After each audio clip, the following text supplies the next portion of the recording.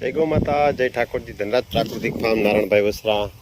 ચાલો આજે આપણે નવા વિડીયો સાથે અને એક એવી કોમેન્ટ હતી એની માહિતી આપવા માટે થઈને કે એક એવી કોમેન્ટ હતી કે રખડતા નંદીથી આપણી ગાય ફાલું થાય તો એમાં દૂધ આવે કે કેરેક્ટર આવે કે XYZ જે કાંઈ વસ્તુ કહેવાનું થતું હોય.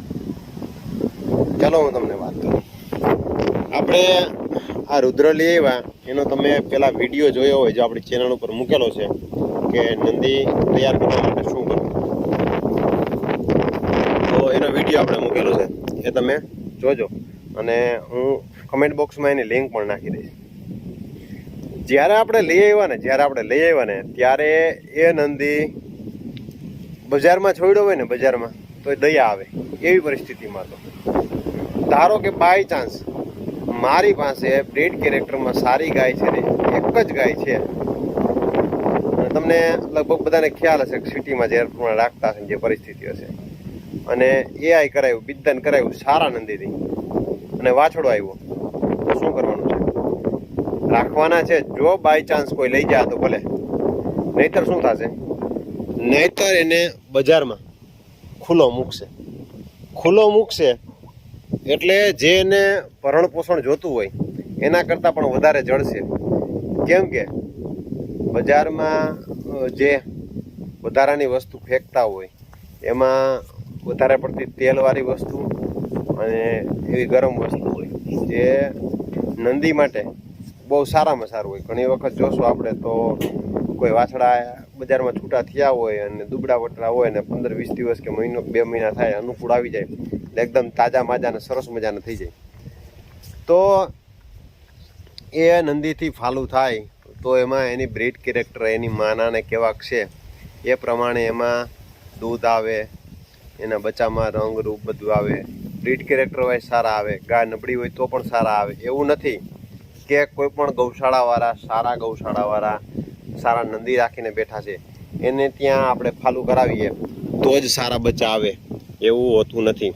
પણ સારા બ્રીડ કેરેક્ટરવાળા હોય, આપને ખબર હોય કે ભાઈ આ ભાઈ પાસે સારી ગાય છે ને આ વાછડો એનો છે બરાબર, અને બજારમાં અત્યારે હાલ એનો છૂટો ફરે છે અને આપને ખ્યાલ હોય અને એ થઈ એક એનાથી અને કમ્પ્લીટ પુખ્ત થઈ ગયો હોય ને એનાથી આપણી ગાય ફાલું થાય તો પણ બચ્ચા સારા આવે, એ 100%ની વાત છે. પણ જેમાં કોઈ પણ પ્રકારના કેરેક્ટર નથી અને એકદમ જે નંદી એમ કહી કે ઘણી વખત તમે જોતા હશો બજારમાં જે ફરતા નંદી હશે એ નંદી ગા ઈશ્વરે હોય કે કુઈટ હોય કે ન હોય, પણ આપણે સીમમાંથી વાડીએથી આપણા એક ઘરેથી બીજા ઘરે લઈને જતા હોય, ગામડામાં હોય તો ગામડાના ગોંદરિયાથી છૂટીને ઘરે જતી હોય તો પણ ભલે, ન હોય તો પણ ભલે, એ ફાલું થવા માટે થઈને એકદમ એગ્રેસિવ હોય. તો આવા જે એમ કહી કે અવૈધ નંદી, આવારા તો ન કહેવાય, અવૈધ નંદી જેની કોઈ બ્રીડ કેરેક્ટર નથી એવા નંદી હોય, એવા નંદીથી ફાલું થાય તો એમાં એના ઘણા બધા લક્ષણો એવા આવે.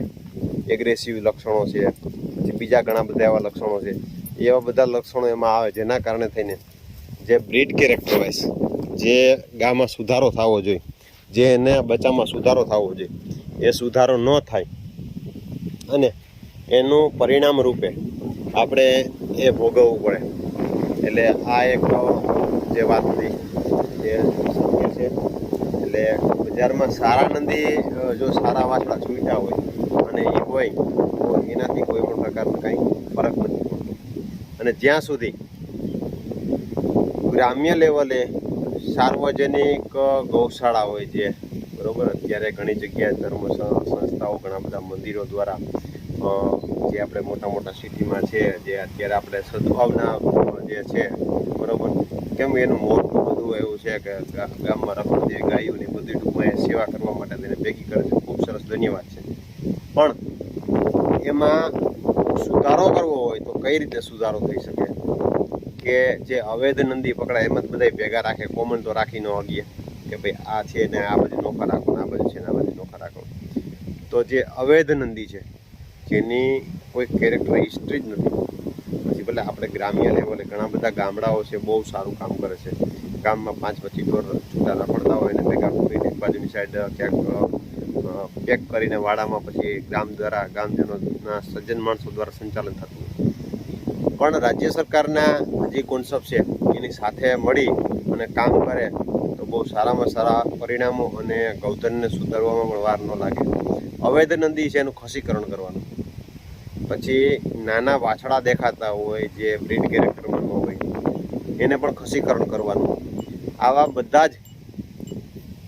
બધા જ જે કોન્સેપ્ટ છે એને સાથે લઈ અને આપણે જો આગળ ચાલીએ તો મોટામાં મોટો ફાયદો એ થશે કે આપણા જે ગ્રામ્ય લેવલે જે બગાડ છે, ધારો કે ગામમાં 80% લોકો પાસે સારી ગાયું છે અને એમાં 3 થી 4% લોકો પાસે જર્સી ગાયું હોય અને એ જર્સી ગાયુંના વાછડા જો બજારમાં છૂટતા હોય તો એના કારણે થઈ ને એ બજારમાં છૂટે એના કારણે થઈને જે એક બાજુ પ્યોરિટીવાળી ગીર છે અને એક બાજુ પ્યોરિટીવાળી HF છે તો એ બેયનું જે ક્રોસિંગ થાય એના કારણે થઈને એ એકદમ ખરાબ નસલો થાય. એના કારણે થઈ એમાં ક્યાંક ને ક્યાંક એમાં રોગ આવે છે, રોગ આવવાના ભીતિ રહે છે ને આવા બધા જ પરિણામો ભોગવવા પડે.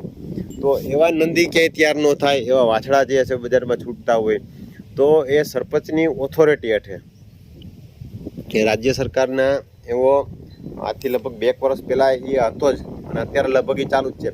સરપંચની ઓથોરિટી હેઠે કે સરપંચ ધારે તો એ ગામમાં જેટલા પણ જે અવૈધ નંદી રખડતા હોય એનું ખસીકરણ કરાવી શકે અને એ આપણે ગવર્મેન્ટના ડૉક્ટર જ છે એ આપણે સરપંચ એવું લેટર લખીને કે એનું જે કાંઈ હોય જે લીગલ વિધિ એ પ્રમાણે કહે કે ભાઈ અમે અત્યારે 15 વાછડા કે 10 વાછડા પકડીને રાખ્યા છે, અમારે ખસીકરણ કરવાનું છે તો તમે અમને આ રીતની એની સુવિધા આપો. એટલે રાજ્ય સરકારનો પણ ખૂબ સારો એવો અભિગમ છે અને એ રીતે કેમ્પ એનો ગોઠવવામાં આવે ને પછી એનું ખસીકરણની જે વિધિ થતી એ પ્રમાણે કરવાનું આવતું હોય. તો આ રીતે સુધારણા અને ગ્રામ્ય લેવલે પણ સારામાં સારા પ્રયત્નો થઈ શકે. પણ ક્યારે કે જે નસલ વગરના એને આપણે એક નસબંધી કરવી પડે તો જ આમાં સુધારો થાય. ગ્રામ્ય લેવલે બહુ સારામાં જો હું એક જે વીક પોઈન્ટ આવતો હોય તમને વસ્તુ કહેવાનું કહું, ગ્રામ્ય લેવલે બહુ સારામાં સારા નંદી રાખતા હોય અને 150 થી 200 ગાયોનું થણ હોય અને બહુ સારામાં સારા નંદી છે અને 2 નંદી રાખતા હોય, એક દિવસ આ છૂટે એક દિવસ ઓલો છૂટે, બરોબર રીતે હોય. પણ ઘણી વખત એવું થતું એક દિવસમાં 2 થી 3 ગાયું ઈશ્વર આવી ખોટ આવી તો નંદી ગમે એવા સારા સચવાતા હોય પણ જ્યાં સુધી ગાય થાકમાં ન હોય ત્યાં લગી કમ્પ્લીટ ફાલું ન થઈ શકતી હોય. તો પ્રશ્ન એવો બને કે 1 કે 2 ગાય તો ફાલું થઈ જાય પણ જે ત્રીજા નંબરની જે ગાય ફાલું ન થાય તો બજારમાં જે અવૈધ રખડે છે, જે ગૌશાળાનો જે આપણે ગોંદરાનો જેવો ડેલો ખુલે તો એ નંદીથી ફાલું થઈ જાય. ઘરે હકીકતે ખરેખર ઘરે પણ ખબર ન હોય, એ લોકો તો શું હોય કે જ્યારે આવવાનો ટાઈમ હોય ત્યારે અંદાજેને ખબર જ હોય કે ગેટ ખુલ્લો રાખતા હોય અને ગોંદરેથી 3:30-4 વાગ્યાનો 5 વાગ્યાનો સમય હોય એ પ્રમાણે ત્યાંથી ગાયું નીકળતી હોય. તો આ પ્રશ્ન પણ એને ફેસ કરવો પડતો હોય. તો ગ્રામ્ય લેવલે પણ જો સરપંચ જાગૃતતા લઈ આવી અને પોતાના ગામમાં જેટલા પણ નંદી હોય એનું ખસીકરણ ખાસ કરવું જોઈએ જેથી કરીને ગામનું ગૌધણ બગડે નહીં.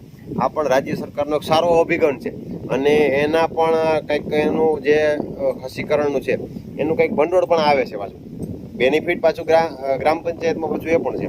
એટલે આવો પણ લાભ છે. એટલે આ પણ લાભ તો ઠીક છે પણ ગામનું ગૌધણ જે બગડે ને એ ગૌધણ ન બગડે એ વસ્તુ પર ખાસ ધ્યાન દેવું જોઈએ.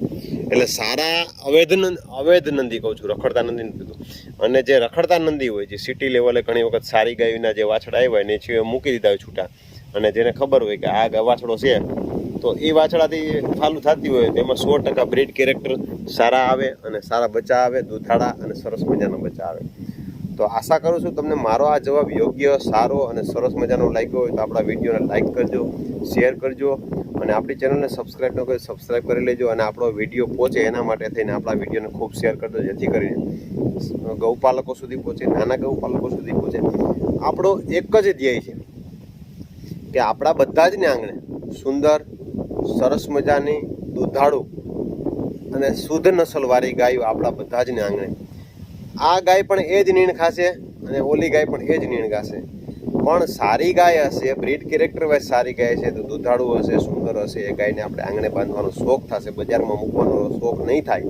અને આપણા આંગણે હશે તો એ જે આપણે ગૌ સંરક્ષણ, ગૌ જતન અને ગૌ પાલનની જે વાતો કરીએ ક્યાંક ને ક્યાંક તો જ પાયા સહિત ઊભી રહી શકે. આશા કરું છું મારો વિડીયો સારો લાગ્યો હશે. આપણા વિડીયોને શેર કરજો અને બને ત્યાં સુધી આપણા વિડીયોમાં બન્યા રહેજો, જેથી કરીને આવીને આવી સરસ મજાની માહિતી આપવાનો પ્રયત્ન કરી. તમારા કોઈ પણ એવા પ્રશ્ન હોય તો જણાવવાનો મને પ્રયત્ન કરજો. મારી જે બુદ્ધિ અને મારી જે ક્ષમતા છે એ પ્રમાણે આપવાનો પ્રયત્ન કરીશ. તો ચાલો નવા વિડીયો સાથે મળશું. જય ગૌ માતા.